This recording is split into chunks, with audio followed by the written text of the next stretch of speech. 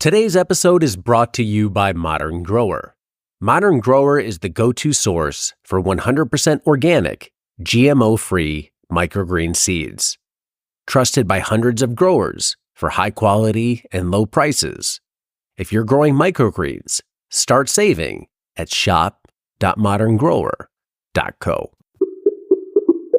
My big question is this a possible way of like making a living? Like if you decided we want to start a farm and we'd want to just grow herbs, if you're selling at a farmer's market or whatever, let's just say, farmer's market, kind of you're living in a suburban or semi rural, or maybe you are urban, basically any other context where vegetables would be the same, but we're just removing vegetables and transplanting in medicinal herbs. Are we at a point sort of with this movement, or to where people could actually begin to do this and say, like, I'm a medicinal herb farmer and like this is my living that I make? Yeah, I think so. Variables. Yeah, I think that to do that, from what I've seen, is that you would need to have a handful of customers that you like contract grow for, where they're like, okay, this is what I need for the year. So you've got your plan, you've got your crops, that this is how much revenue you're going to make. Do I think that you could make a living just growing herbs going to the farmer's market? In my opinion, no.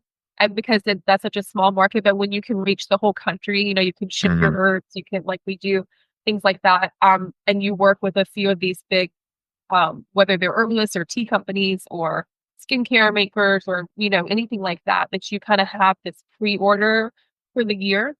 That's where I think maybe you could do it, because you would see what that revenue looks like. But I also think, like, to grow on that scale, now there's a lot of factors and variables, like what is your overhead, what are your expenses, like all these things. You may have to become a little more mechanized with the way that you process your herbs and like if you sell dried herbs or fresh herbs, the way you harvest them. Like, you would definitely have to find things to become more efficient, which we're still working on. Something to mention is that we sell most of our herbs fresh, not dried. So I'd say like 75%, 80% are sold fresh. So we ship our fresh herbs, or they're locally delivered. And then kind of what we don't sell fresh, then we dry, and we offer that in our apothecary online. But most of what we're working with is fresh herbs, because there is less work in that than the drying. Now, these big farms, there's some, Zach Wood's Herb Farm is a good one. Foster Farm Botanicals, like, they're bigger.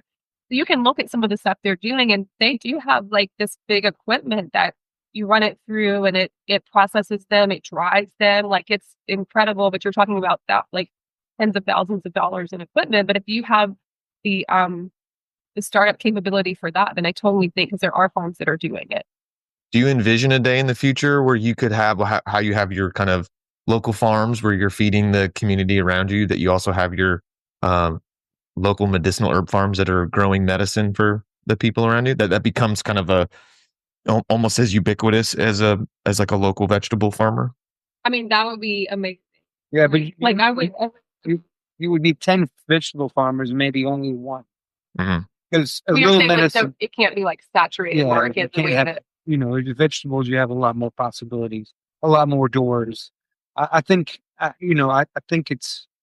I didn't want to interrupt you, but I think it's totally feasible if the scenario is what she talks about. But I think there's so many variables. It's still going to be easier to make money on vegetables. I'm pretty sure about that. It's just don't you think?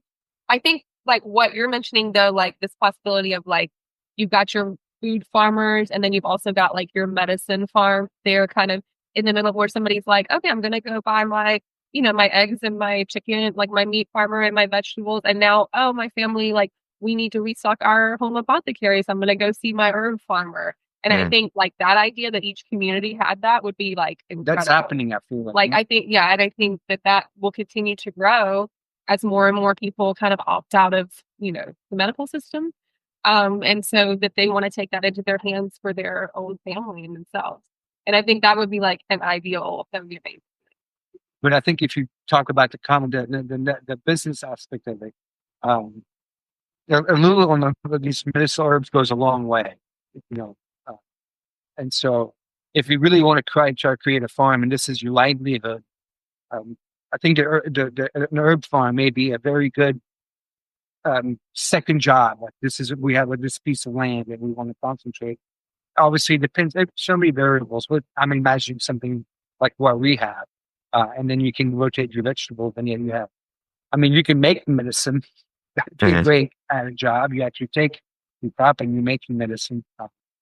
I've seen more and more people doing that where they're growing their herbs and making their teas and tinctures from the herbs. Then I think you can. And I think that's pretty cool too to see like that full circle. Because there are plenty of people that are like, whoa, I don't know what to do with this. This is too intimidating for me. Like, I just want you to make it and I'm going to buy it from you, which is fine. So that was actually my next question was, would it be better to primarily focus on just growing the raw product or to begin to value add the herbs that you're growing and let that sort of be the main kind of revenue generator? Mm-hmm. We've gone like back and forth about that over the last couple of years of like continuing to grow the herbs, but also making like herbal tinctures and teas and things. And for us personally, it wasn't something we felt like we could take on at the moment. But is it in the future? Like maybe. It's a whole different thing, but yeah. But then I think what then like my brain goes to is like, well, we're certified organic. So then our tinctures, we have to get certified. And then there's like a whole, like the labeling, and there's just a whole other, like you got to have a certified kitchen and all these different things that would be a whole undertaking in itself. But I think that's a beautiful business model that I just bought like a tincture that I needed from a herb farm in North New York, upstate New York. And they grew or they foraged. This was black walnut, and our black walnuts are done, but they had foraged their black walnut hulls and made a tincture. And so everything came from their property. And so like, I think that's amazing because it's so closed loop. And if you can have that in your community so that medicine came from your region, even better. Because there is something about, people talk about like the food that we grow, like each food grown locally for obvious reasons, but also because it's grown in your climate and in your, your region, and there's a resonance in your body with food that is grown in your temperature and your climate. Well, the medicine, same thing. So I think that's really cool if that's still coming from. Hello, growers. If you enjoy podcasts like this one, tune into my podcast In Search of Soil on YouTube for a deep dive into the mysteries beneath our feet.